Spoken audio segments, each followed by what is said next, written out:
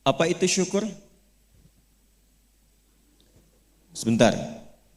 Ibu bersyukur punya rumah? Syukur.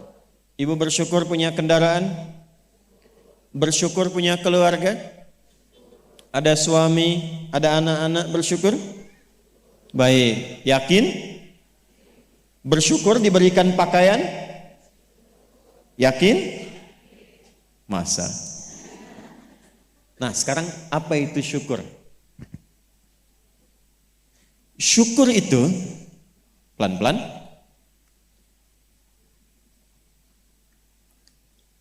Syukur itu upaya menggunakan semua nikmat yang Allah titipkan, upaya menggunakan semua nikmat yang Allah titipkan sesuai dengan apa yang Allah inginkan, sesuai dengan apa yang Allah inginkan, dalam rangka mendekatkan diri kepada Allah Subhanahu wa taala. Contoh, ibu sekalian, maaf, anak itu titipan dari Allah atau bukan? Yakin? Sekarang pertanyaannya, ibu tahu nggak apa yang Allah inginkan dari anak yang dititipkan itu? Jadi apa? Anak yang saleh. Saking inginnya mendapatkan anak yang saleh, bahkan setiap ibu sejak mengandung itu sudah bermohon kepada Allah. Itu ada di Quran surah ke-7 Al-A'raf di ayat 189 di ujung ayatnya. Ya, Quran surah 7 ayat 189. Falamma taghasyaha hamalat hamlan khafifa famarrat bi. Lihat ke ujung ayatnya. Falamma athqalat da'wallaha rabbahuma la in ataitana salihah lanakunanna minasyakirin.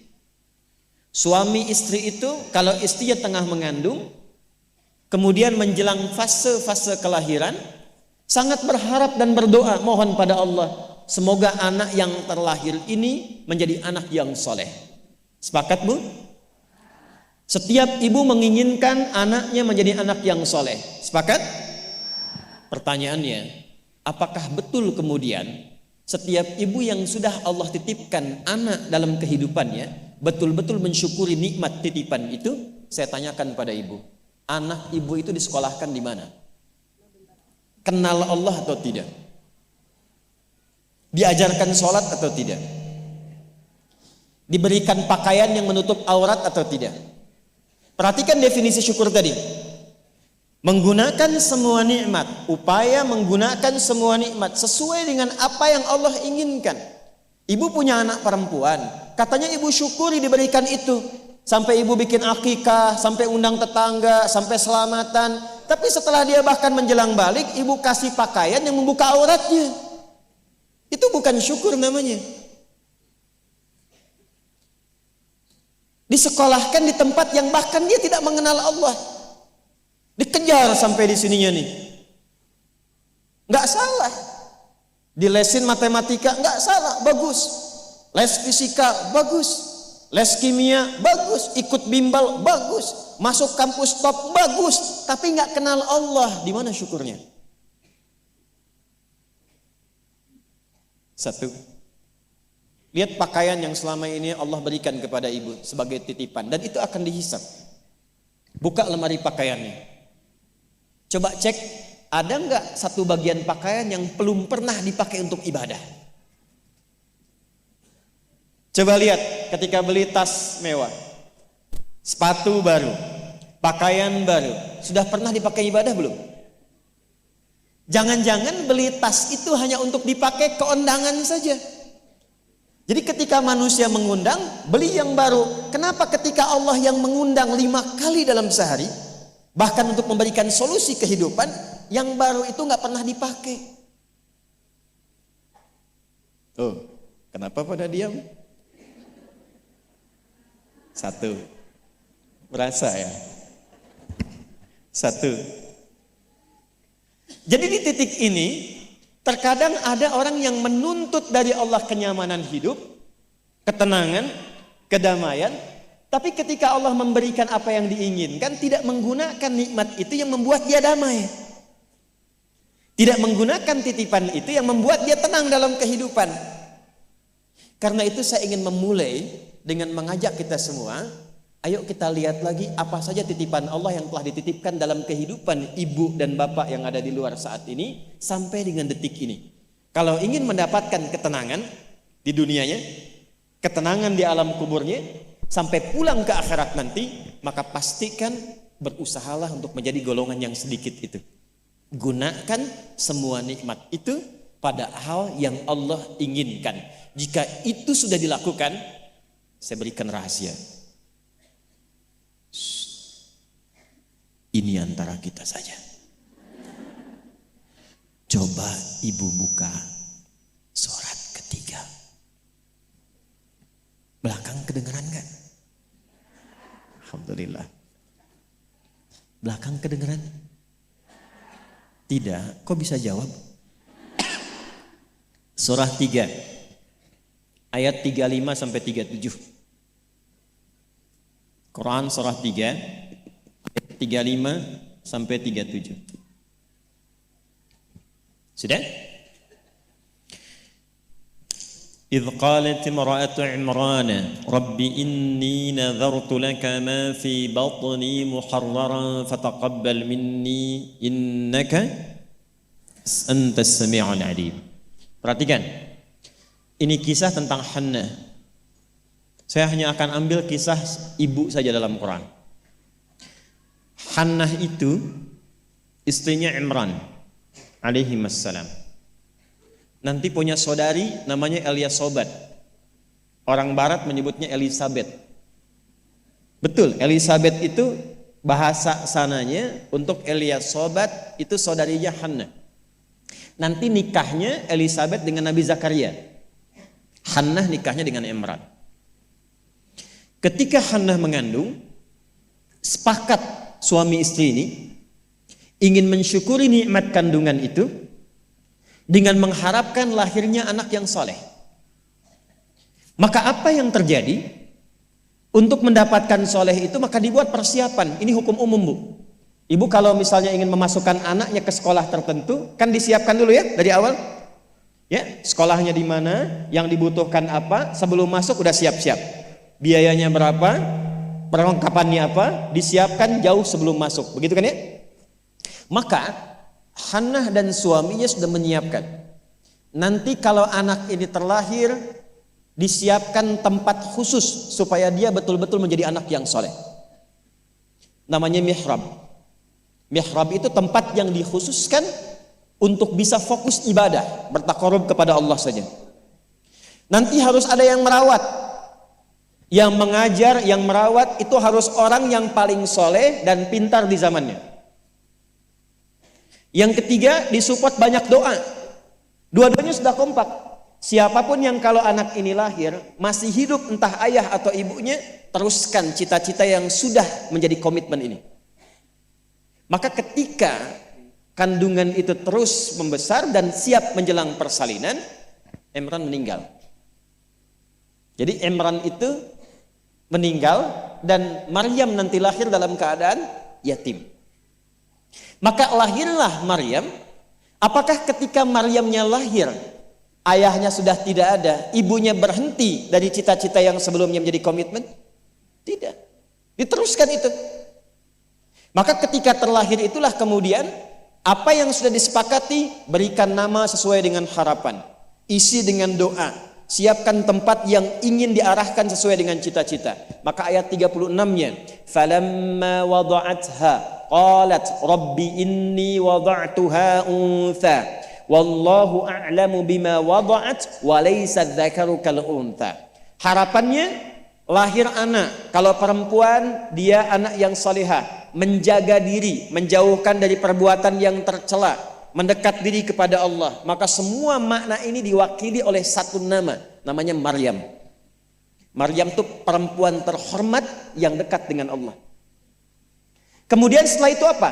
Wa inni u'idzuha bika wa dzurriyyataha minasyaitonir rajim. Didoain terus, Bu. Didoakan. Setelah itu apa? Dipilihkan sesuai amanat dan kesepakatan dengan suami, cari orang paling pintar dan paling soleh. Dulu banyak yang berebut. Singkatnya terpilihlah Nabi Zakaria alaihissalam. Setelah itu apa? Buatkan tempat yang mendukung anak ini menjadi soleh dan dekat dengan Allah. Maka dibuatkan mihrab.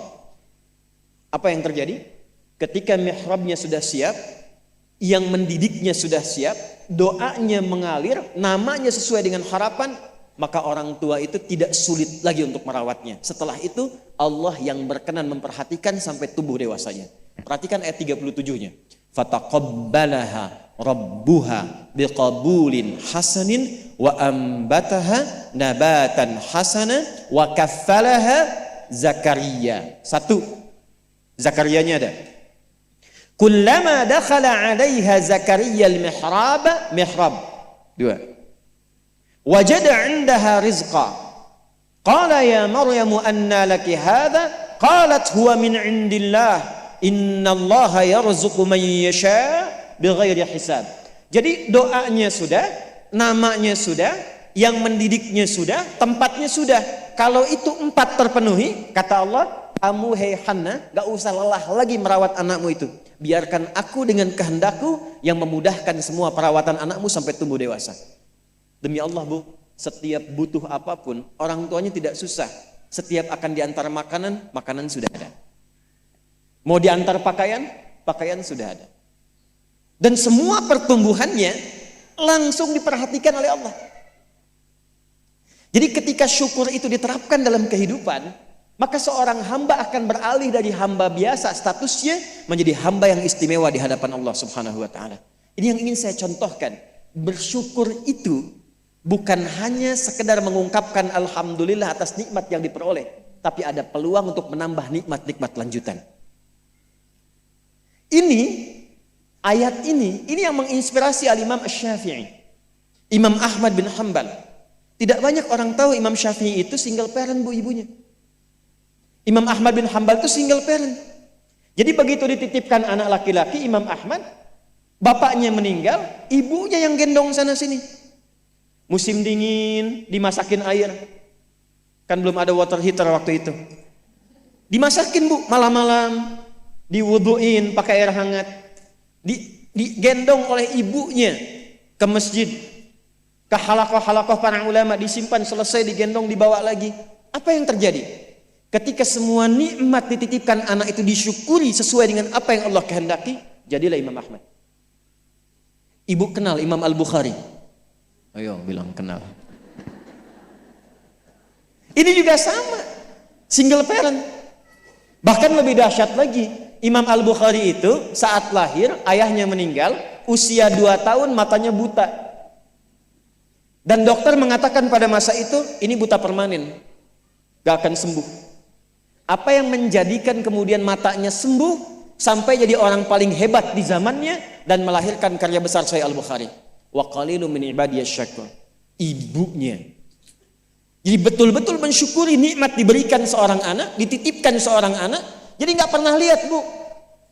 Jangan lihat kata orang, ini anak si fulan, misalnya si fulana ini kurang begini, anak si fulana autis, anak si fulana begini, nggak ada. Nggak ada satu anak pun terlahir yang tidak punya keistimewaan, itu tidak ada. Tanamkan pada hati yang paling dalam. Dalam kondisi apapun Allah menitipkan anak pada ibu, itu ada keistimewaan di dalamnya yang menyempurnakan kebahagiaan dalam rumah tangga. Pernah ada seorang ibu sedih karena begitu terlahir anaknya divonis lumpuh otak, cerebral palsy, lumpuh otak. Saya katakan, hei, belum tentu itu jadi kekurangan. Boleh jadi Allah titipkan satu kelebihan di balik anak itu yang belum terbuka sekarang. Coba bacain Quran terus. Dibacakan Quran, bacain Quran, bacain Quran. Begitu anak itu mulai bisa bicara, yang keluar Quran. Begitu dicek oleh seorang ustadz, ternyata anak itu sudah hafal Quran 30 juz. 30 juz. Dan barokah anak itu yang kemudian membawa si ibu jadi keliling-keliling. Haji, umrah, ke satu tempat yang tidak pernah dikunjungi sebelumnya. bertemu dengan orang hebat yang tidak pernah dibayangkan sebelumnya. Ternyata lewat wasilah anak itu. Disyukur itu membahagiakan. Itulah syukur. Syukur itu dampaknya banyak, Bu.